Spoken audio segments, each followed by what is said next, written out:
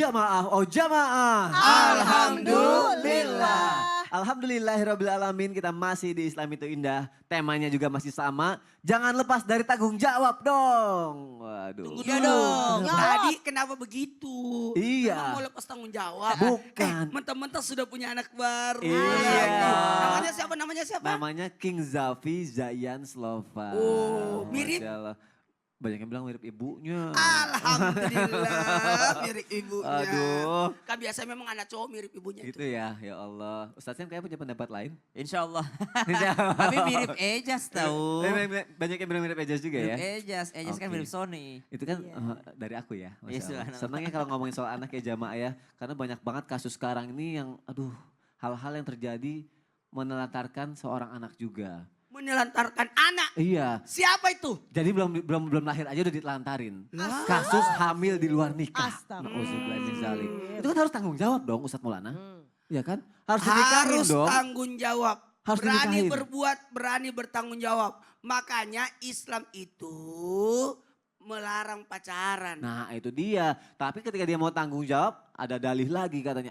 Kan ini kalau lagi dalam kandungan gak boleh dinikahin. Terus orang tuanya juga gak setuju. Takutnya si laki-lakinya belum mapan. Takutnya gak bisa bertanggung jawab. Jadi kayak banyak banget polemiknya gitu. Itu harus bagaimana Ustadz Maulana? Abis ngomongin soal anak sih, ngomongin soal istri sih. Jadi aku kepancing nih mau nanya itu.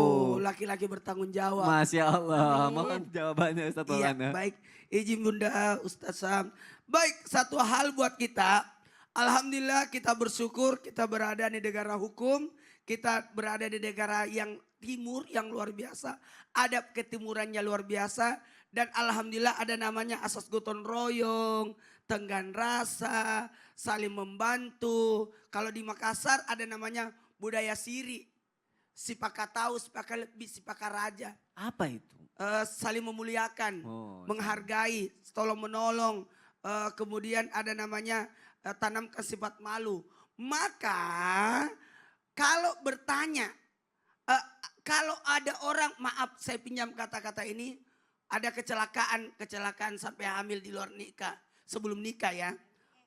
Apa namanya? MBA. Itulah. Married by accident. Oh iya, apa? Married by accident. Maka jawabannya dinikahi. Tapi ada juga nggak katanya nggak boleh dinikahi kalau hamil.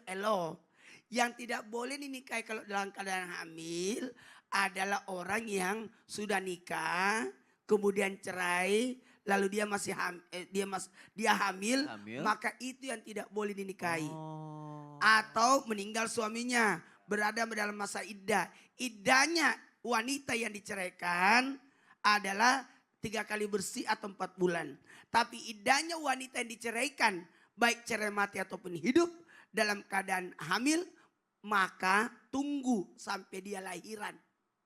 Sungguh dia sampai melahirkan. Jadi tidak boleh dinikahi. Tapi dalam hal ini, kalau kita berbicara, ini konsepnya ya. Kalau ada orang hamil di luar nikah dan dia belum menikah, kan belum nikah kan? Ya. Hamil di luar nikah, jadi belum nikah. Maka ini masuk kategori, maaf saya pinjam kata-katanya. Apa itu? Maka ini dikategorikan aib. Tahu aib? Aib itu merusak diri, menghinakan. Aib itu jawaban. Kalau ada aib, maka tutuplah aib itu dengan cara menikahi. Maka ulama sepakat bahwa kalau wanita yang mohon izin hamil di luar nikah, tanggung jawabnya dengan menutup aibnya dengan menikahinya. Dengan menikahinya. Pertanyaannya, siapa yang menikahinya? Siapa yang bertanggung jawab? Dia yang bertanggung jawab, dia ngelakuin gitu ya. Yang melakuin. Ternyata yang melakuin itu tidak disetujui. Ya karena kurang Sama mapan keluarganya. mungkin. Jadi siapa yang mau menikahinya boleh. Boleh ya? Boleh, siapapun boleh. Cuma dalam hal ini dikategorikan, maaf saya pernah dapat kata-kata dari Andre Guruta, itu dianggap daging menumpang aja. Daging anak yang lagi numpang di situ yang dinikahi. Untuk memperbaiki, makanya jangan pernah merusak nasab. Ya. Apa itu? Merusak, menghinakan diri. Adanya yang namanya berbuat zina. Aduh na'udzubillah min dzalik. Terima kasih Ustaz Maulana La untuk taqrabu penjelasannya. zina. Jangan dekati zina. Jangan dekati zina, jangan pacaran-pacaran nanti takutnya rugi ya. Boleh sih pacaran Ya. kalau sudah nikah. Kalau sudah nikah, Masya Allah kayak Ustaz Syam Kayak ya. Ustaz Syam. Lebih manis kalau gitu. Ah. Aduh, gara-gara Ustaz Syam sama Ustaz Maulana mancing-mancing bicara soal anak, aku jadi kepikiran lagi ada kisah dari jamaah juga nih yang ada di rumah. Tapi kali ini aku mau nanya sama Ustazah Lulung. Kisahnya mengenai seorang anak juga. Jadi anak ini ditelantarkan sama si ibunya. Katanya karena si suaminya itu meninggal karena kecelakaan, si ibunya itu jadi kayak nggak mau bertanggung jawab lah, kayak ngerasa mungkin dia drop apa segala macam. Jadi anaknya ini dititipin ke keluarganya. Keluarga siapa nih? Keluarga istrinya Keluarga- oh, mungkin. iya, iya, iya. Nah itu dosa nggak sih? Kalau itu udah pasti dosa dong. Ya iyalah Dan ya. hukumnya seperti apa? Biar orang Aduh. bertanggung jawab nih. Harus dijelasin Ustazah Lulung. Ya, mohon izin Ustadz Syam, Ustadz Maulana dan Kakak Sony. Jemaah. Ye. Oh, jemaah. Yeay. Alhamdulillah. Lillah. Kita punya anak. Terus kemudian suami kita meninggal. Akhirnya kita ngambek. Yaudahlah aku gak mau ngurusin anakku. Udah aku titipin aja. Padahal tuh kasih ibu kan sepanjang masa. Kasih ibu kepada beta tak terhingga sepanjang masa. Masa. Kayak gitulah kira-kira ya. Nyanyi lagi Jadi dia. jadi ketika seorang ibu ini ngambek, kita ngomong ngambek lagi ini perempuan banyak ngambeknya nih ya. Emang rempong deh ya. Ngambek-ngambek itu sebenarnya caper, cari perhatian.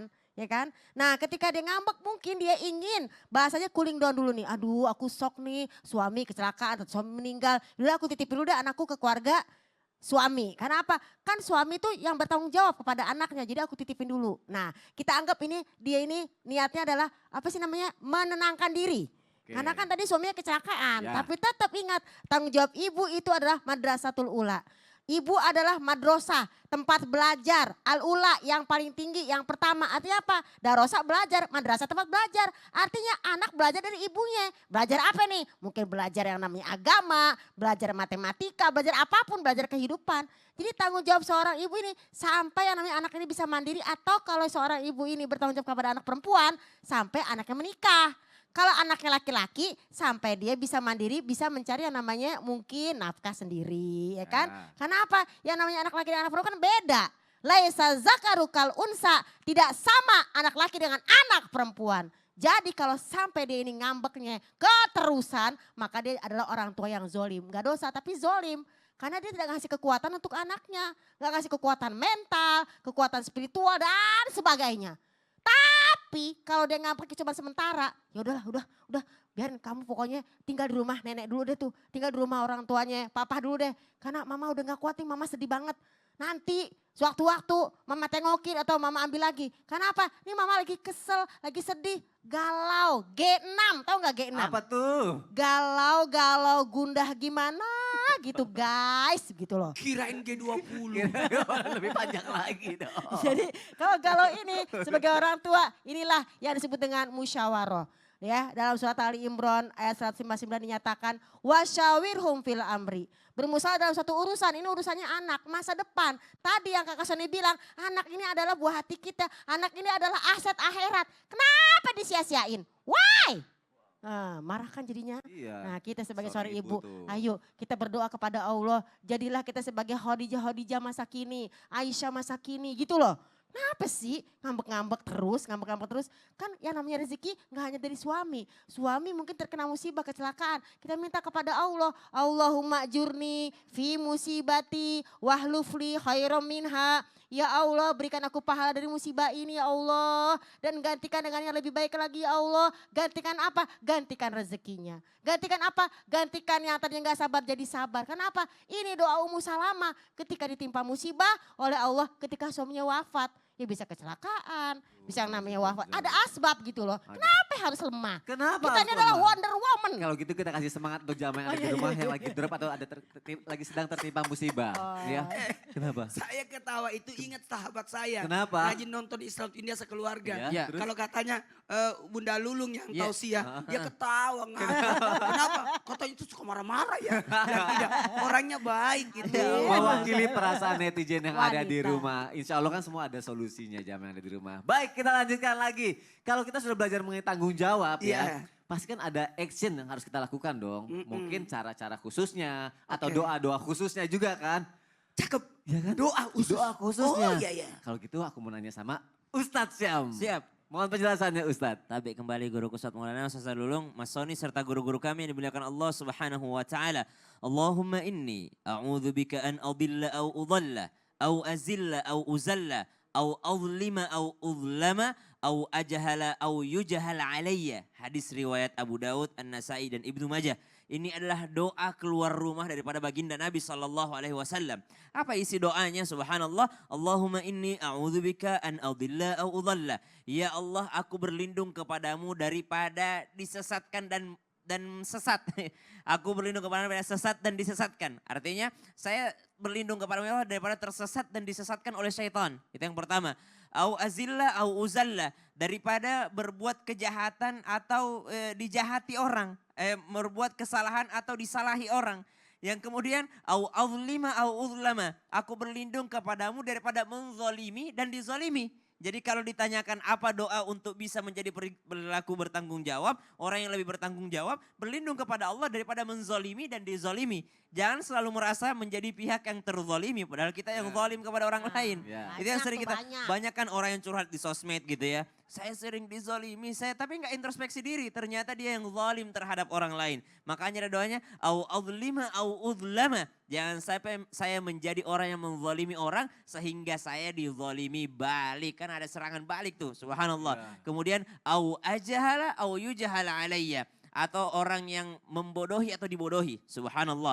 Maka kita berlindung kepada Allah dengan doa keluar rumah ini. Kita sama-sama baca mungkin. Bismillahirrahmanirrahim. Bismillahirrahmanirrahim. Allahumma inni Allahumma inni a'udzubika a'udzubika an adilla an azilla au udalla au uzalla an azilla an azilla au uzalla au uzalla au azlima au azlima au uzlama au uzlama au ajhala au ajhala au yujhala alayya. au yujhala alayya. Subhanallah, ini doa kita baca bersamaan dengan baca Bismillahirrahmanirrahim la haula wala quwata illa billah, lalu disambung dengan Allahumma inni a'udzubika an adilla au dhalla au adlima au dhallama dan seterusnya. Kemudian kalau ditanyakan bagaimana cara menjadi pribadi yang lebih bertanggung jawab, maka ketahuilah pertanggungjawaban yang paling besar itu adalah nanti di hadapan Allah Subhanahu wa taala. Pengadilan dunia mungkin masih ada manusia lain yang luput daripada kesalahan kita. Masih ada manusia lain yang luput daripada pengadilan manusia, itu mungkin masih luput daripada apa yang kita sembunyikan. Jadi apa yang diadakan di pengadilan adalah yang tampak, yang zahir saja. Tapi bagi Allah tidak ada yang tidak tampak bagi Allah.